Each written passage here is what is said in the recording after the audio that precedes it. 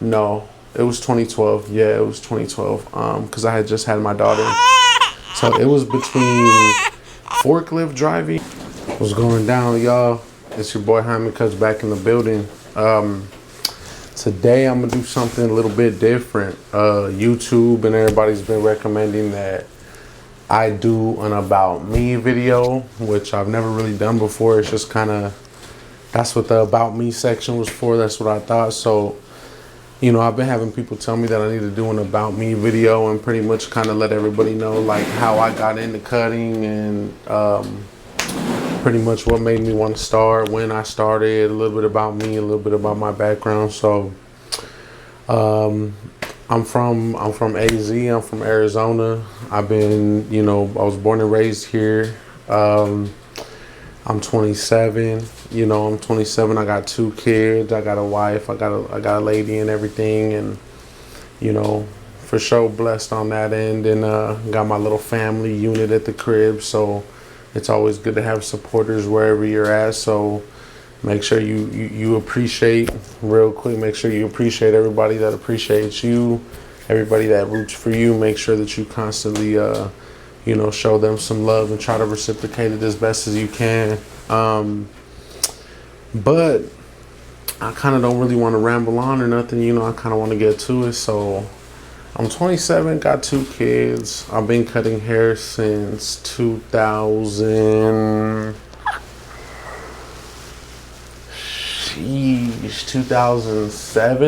2000, yeah, I would say about 2007, 2008.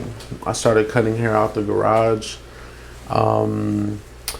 I kind of had this just random interest in cutting, man. Like I went to the barbershop one time and pretty much seen this dude that he kind of made me want to become a barber. I know who he is now, you know, like he's been cutting hair for so long, and so he's kind of known but not known, you know what I mean? Like he's kind of like that hood barber or whatever. But dude, basically I was like in 8th grade in like 07. I was going to be a freshman like 07, 08.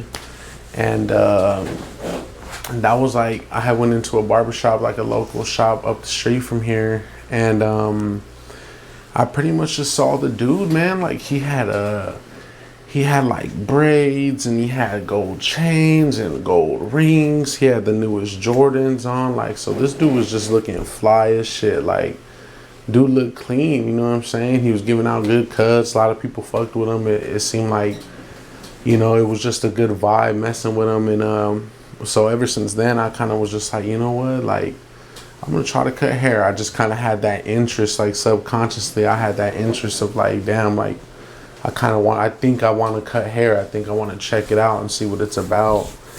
And so I never and it's so crazy because I had just mentioned it to my grandma like one time. I was like, you know, yeah, I think I want to cut hair. And literally like that following, like I might have told her like in September, and in December for Christmas she got me my first set of clippers. I'm gonna have to put a picture up and show you. I don't even know what they're called. There's some Walmart wall clippers. I've like never even seen them ever again. I really wish I would have kept my first pair. Like that would have been like a pretty dope piece of history on just that I could have for myself. But yeah, my nana got me my first set of clippers. Shortly after that, I just started going in on my brother's hair. Like, man, like he was probably the first official like guinea, other than myself, he was the first like official guinea pig. And yo, that shit is just so messed up. Like we've seen pictures from like when I first started, and I wish I could get my hands on them to this day, but I'm talking taper was like back here. Like it wasn't even fair. Like I was giving this man a taper all the way back here, and he was happy as hell too. Shout out little bro. Like he was happy as hell, just happy as ever to get this haircut from his big brother and shit. And it's just, you know, at the time we didn't, you know, at the time my mom and dad were taking us to like Great Clips and, you know, what's the other one, Sports Clips and shit. So we were getting tore up like left and right, like no bullshit. We were getting tore up. Like shout out to mom and dad, love you guys, but damn. Like, just don't do that. If you're listening, don't take your damn kid to sports clips. Please take him to a barbershop. If he's a young man, please take him to great clips. Or don't take him to great clips. Don't take him to sports clips. Take him to somebody like me. Somebody that knows how to cut, ain't afraid to do the cut, because image does matter, especially when you're a young teenager, you feel me? But neither here nor there. So yeah, I started cutting hair just as like pretty much a hobby. Like I played a lot of sports, so I had like always like a little squad of people that just wanted to get haircuts. So like I pretty much started when I was a freshman. I was 14. I went on, I remember like the back of my hand, like we went on Christmas break. My grandma gave me the clippers. And then like that next week, I'm telling everybody I could cut hair, like everybody. I'm like, yo, $5, I could do it. If I can't do it, I'll try my best. And, you know, high school kids being high school kids, like we don't really have much money, right? Like, so $5 is like, damn, that's saving mom and dad money. And that's giving me a couple dollars in my pocket. If, you know, if they give you 10, you're going to keep 5, you know? So that was, you know, I immediately started cutting and just ran through the numbers, like, you know, did as many haircuts as I could, you know, consistently. You know, I started cutting out of the garage. Like, you could ask some of my clients, like, they know, like, they were in the garage with me. Like, it was, you know, during the summer, had the shirt off, sweating, you know, just trying to get this little $5, you know what I mean? I was lucky if, you know, you're not really tipping, let's be real. Like, as a 14-year-old, like, you might kick the dude maybe $2 extra. So I'm working my hardest to get this little $7, you know what I mean? $5 at the minimum, at least $7 with a tip. So that shit, you know, it makes you definitely appreciate your growth over time. So don't ever sleep on it. If business is slow, it's slow for everybody in the beginning. You ain't never just gonna walk into some shit that's popping unless you're a beast. And by all means, get that shit. If you're a beast and you can make shit happen overnight, then I do not hate. Get your money, keep grinding. God bless you. You feel me? So yeah, so dude pretty much, you know, gave me that first spark of interest. I started cutting hair at 14. I kind of can say that I always took it serious. Like, I can't say that I like never, like, ever since I learned how to cut and I got those clippers, I was cutting. Like, I don't remember a point in time where I actually stopped cutting, or for whatever reason I just didn't cut. Like, I was constantly trying to cut. This was before IG. This was like no, this was really in the beginning of Instagram, because I remember one day I was at barber school. I started barber school in like 2012, and I remember I got introduced to like the barbers of Instagram back then, and I just remember thinking like, yo, like, I got a shit ton of work to do. My mentality was different back then.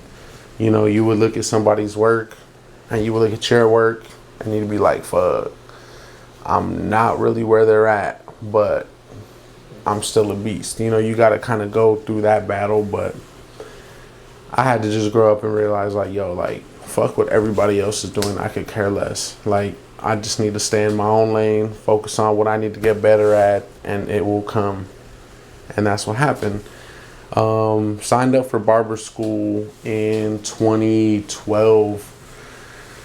I want to say a little bit, no, 2012. Or maybe a little bit before 2012, like mid 2011. No, it was 2012. Yeah, it was 2012. Because I had just had my daughter. So it was between forklift driving, which at that time was paying like $14.75 an hour, or it was barber school. And the only reason why I had options was because we were considered teen parents, me and my girl. I was 18 and we were both 18, and I had just turned 19, and then she had just turned 19. So we were considered teen parents with, it was the Goodwill program, the Southwest Goodwill program of Arizona. And man, we were so blessed. Like no exaggeration. Like the lady, she was a Latina lady. Her name was Maria. Maria, if you watch this, if you see this, man, I swear we love you so much. We don't even. I don't even know what my life would be like if I really went to be a forklift driver. Like I think about that so often. Like they were willing to pay for all the schooling, give me all the uniforms and everything I needed to become a forklift driver. And at the time, I was thinking like I just need $14 an hour. Like I need at that time, that was in 2012. At that time, it was kind of like if you were making double digits and you were 19 and you were making over $10 an hour, you were doing pretty good. So in my mind, I saw $14 as an opportunity. Thank God that I had my mom and my dad, and I just remember I talked to them about it, and they literally just sat me down and said, "Mijo, like, you have the skill. You work." You know, my dad told me. I remember my dad told me specifically. He said, "I've seen the way you grab the hair and you cut." He's like, like he was impressed that I knew how to do like shear work. Like I could trim your hair on top. I could pull it up, trim it, pull it up and trim it. I remember my pops was so impressed. He's like, you can already do it. You already got the motion. Like you're already nice with it. Like just go all in. And I kind of really didn't, I didn't see the vision all that much at the time. But thankfully with the help of my people around me, they were like, "Yo, like you can't sleep on this shit. Like you need to just do it." Excuse me, damn. So I went ahead and stuck out with the barber school, and it just kind of was unfortunate because I had signed up in like 2012, like right when my daughter was born, my first daughter, and it was rough. Like bills come in, where I was obviously younger, so my financial literacy wasn't really that great. I'm spending money on dumb shit and not prioritizing my paper the way that I should. So that was also a learning experience I got to go through. But yeah, pretty much I tried to go to barber school as much as I could, but the way that barber school works, it was like you either, to bust it out in 9 months, you had to go like a job to get your hours. It was 1,500 hours required, and if you didn't reach the 1,500 hours, they wouldn't let you go. They wouldn't let you take the test or anything to be like state certified. So to say the least, I just kind of stopped going for probably from like 2012 to probably about 2014. I would go like every once in a while just to make like tips on a Saturday. Like if I needed some money, I would go up there and I would just cut as many heads as I could and try to be as consistent as I could so I could get like like a cool $80 to $100 in tips on the weekend. Get us our little McDonald's, our little spicy McChickens and shit. We thought we were eating good. We thought we were blessed. We were, thank God. But to say the least, I ended up saving like 11. Mind you, my financial literacy wasn't that great. By this time, I'm like 20. And I'm like, you know what? I was given an opportunity to work weekends at a barbershop unlicensed, like no license, shouldn't even be in the shop cutting or touching any clippers, but this guy gave me an opportunity. He was a friend of one of my cousins, like a really good childhood friend. So, he said he was willing to open his shop to me. He needed somebody he could trust, somebody that he could rely on. So it was me. So I went ahead and got plugged in with that. And I was cutting on weekends. So like, I kind of got to see the good part, like the busy part of the shop. Like I would go in from 9 a.m. to 7 on Fridays, and then on Saturdays I'd go in from I believe it was 9 to 5 on Saturdays. and I was on percentage, which is beyond me. I believe I was getting 65% at that time. At that time, we're talking like $14 haircuts. This is like 2013 to 2014. Like in between there, I would work weekends. And to say the least, like, dude, that shit was like 14. I mean, you do the math, like $14 a haircut. I'm taking home 65%. I think I was getting like $8 a haircut, or like, I think it was like $8 or like $8.50 or something a cut. So the money wasn't great, but it was, shop money. Like, it felt great. Like, at the end of the weekend, I think I would take home maybe like, oh my God, probably like 200 to like 250. Like, I don't even want to cap. Like, I'm pretty sure that I have, you know what? Let me see. I'll tell you guys exactly. I got my phone right here, and I've been keeping track of my numbers. This is gonna be crazy because you guys are gonna be able to see this like for sure. So, this was February. Look, you guys can probably kind of see it. Where are we at? This is. Damn, you can't really see it. Okay, so right here it says February 14, 2016. February 14, 2016. My Monday, I had made 188 total. Like, this is not what I took home. This was literally what I cut, like how much hair I cut, right? 188 on Monday, $46. $46 fucking dollars on Thursday. On Thursday, damn it. Build your dreams, God. This is proof, I swear. $202 on a Friday. Mind you, I'm getting 65% of that. Let's do the math. So we got 188. I'm gonna do it with y'all. Look, we got 180. Oh shit, 188 plus 46 plus 202 plus 204 for Saturday. Plus 204 for Saturday. So let's add that up. Okay, equals. Okay, that's $600 total. This is not what I'm taking home, guys. Times 0.65.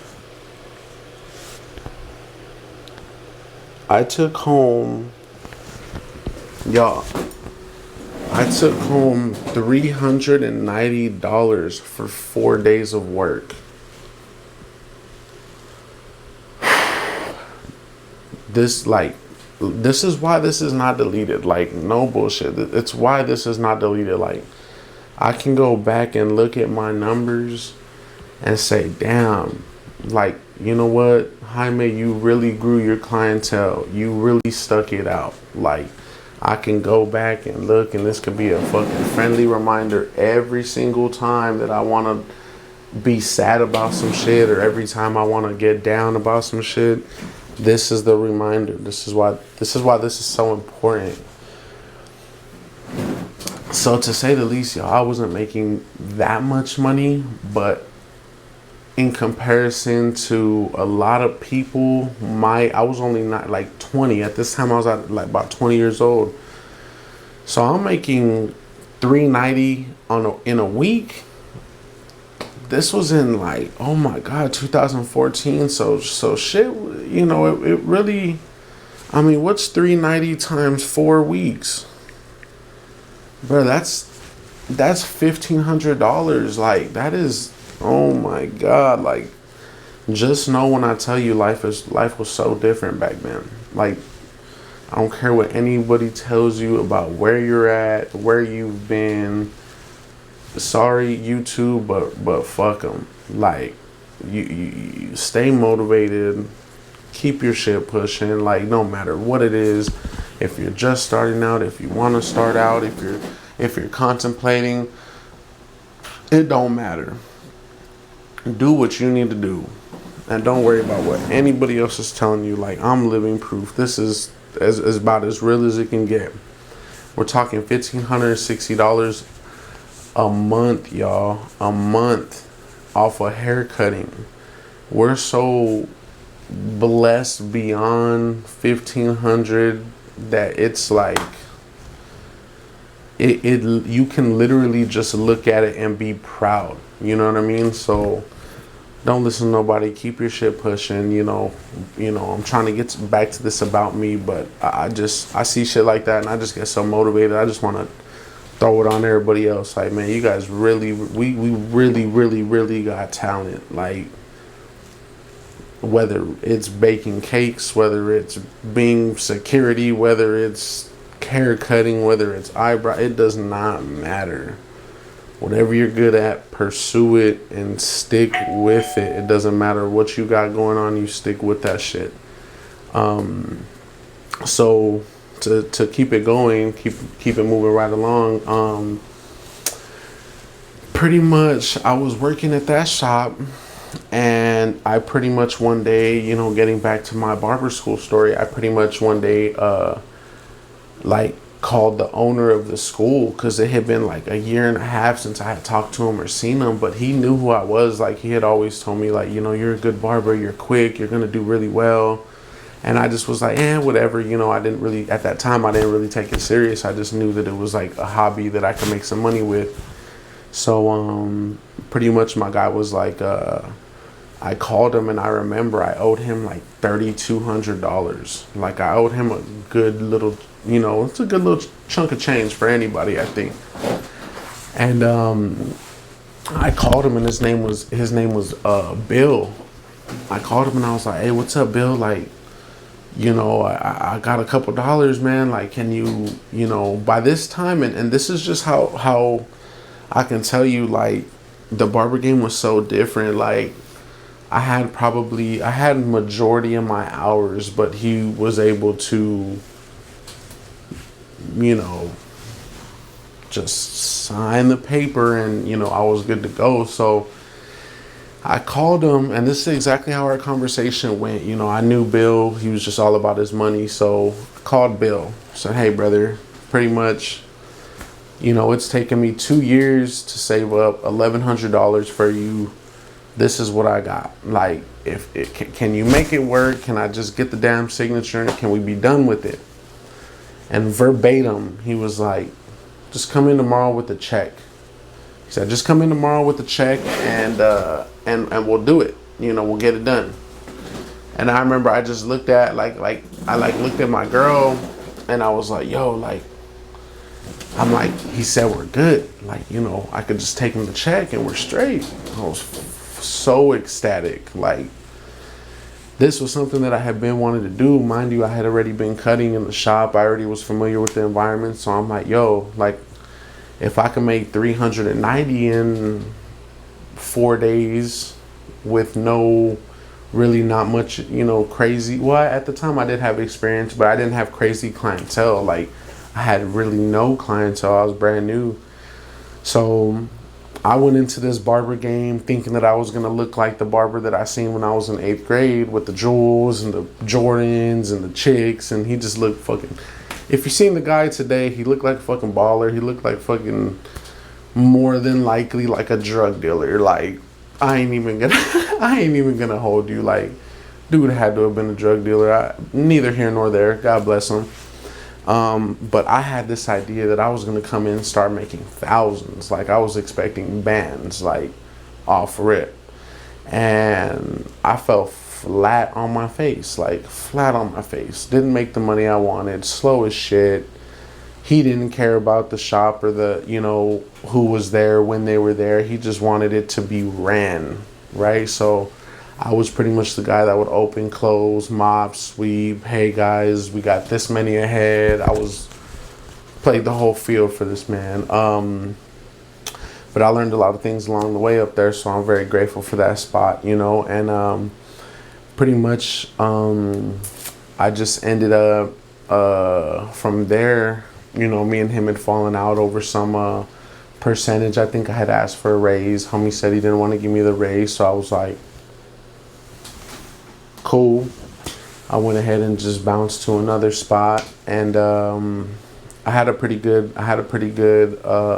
experience with the other spot. A lot of learning experiences. You know what I mean? It was a much bigger shop, much bigger name, so we were able to see some more clientele and build a little bit more over there, and so that spot was a blessing as well. And I just pretty much ran through the numbers. Like, as soon as I got my license, I was at the first shop for probably like another year, and then after that I think I took off and I went to this other shop, like literally maybe 2 miles up the road. And it's actually funny, I started at that shop on April Fool's Day, and literally everybody were hitting me up like, yo, like you're like joking, right? Like, you didn't really leave.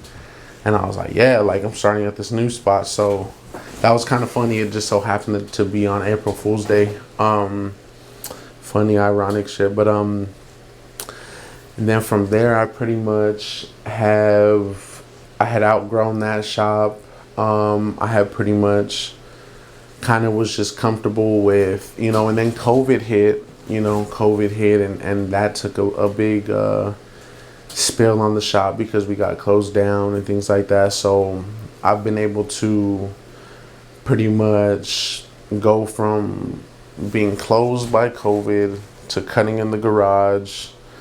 While I was cutting in the garage, I realized like, yo, like I really got like some really loyal clients. Like, I live probably about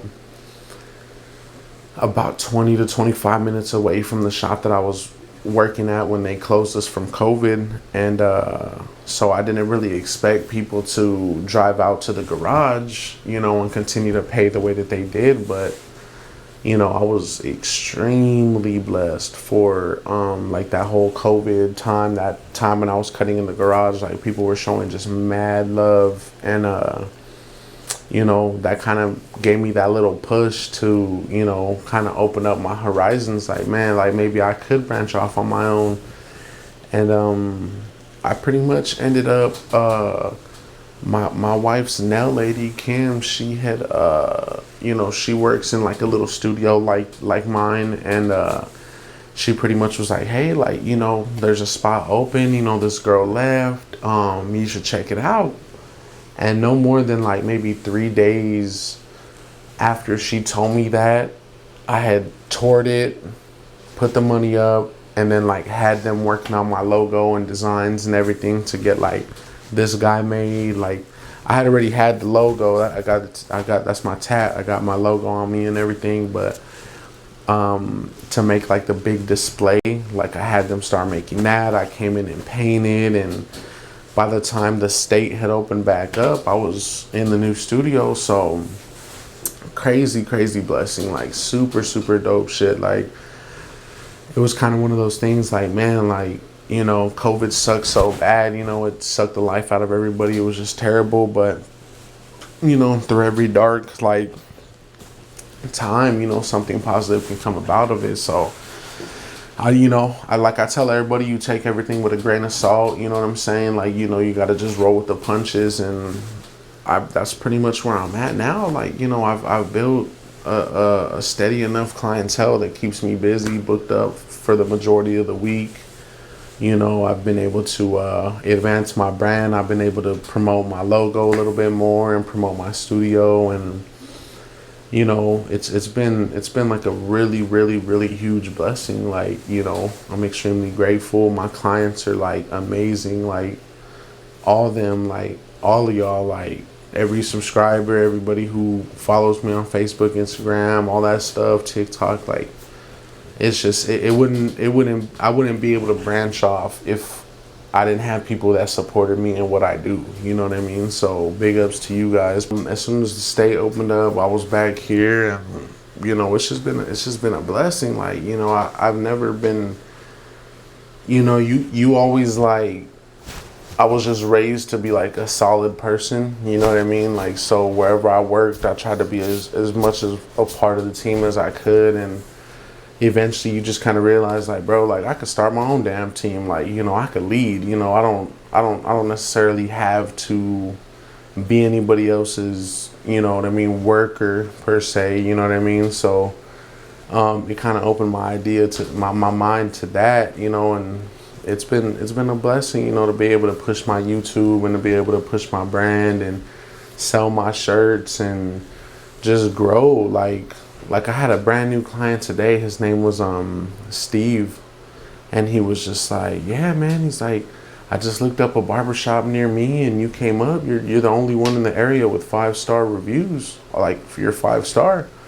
So I'm like, wow, like, I didn't even know that, you know what I mean? So that, like, you know, it's just like those little things that keep you motivated. But I hope that kind of gives you guys a little bit of an idea about me, you know, just a little something. I just thought, you know, you guys should know a little bit about me. Once you start looking in the channel and things like that, you probably want to know who the hell I am, right? So that's really, you know, I'm kind of just trying to be the best I could be and motivate others to just do anything that they want to do, you know. It don't even necessarily have to be cutting hair. Like, again, I feel like we all have gifts. I feel like we all have, you know, the will within us to try to do better, to try to reach for better, and to just be a greater person, you know what I mean? So, you know, I hope that you guys enjoyed the video. I hope you guys kind of can see where, you know, my story kind of comes from as far as like barbering goes. And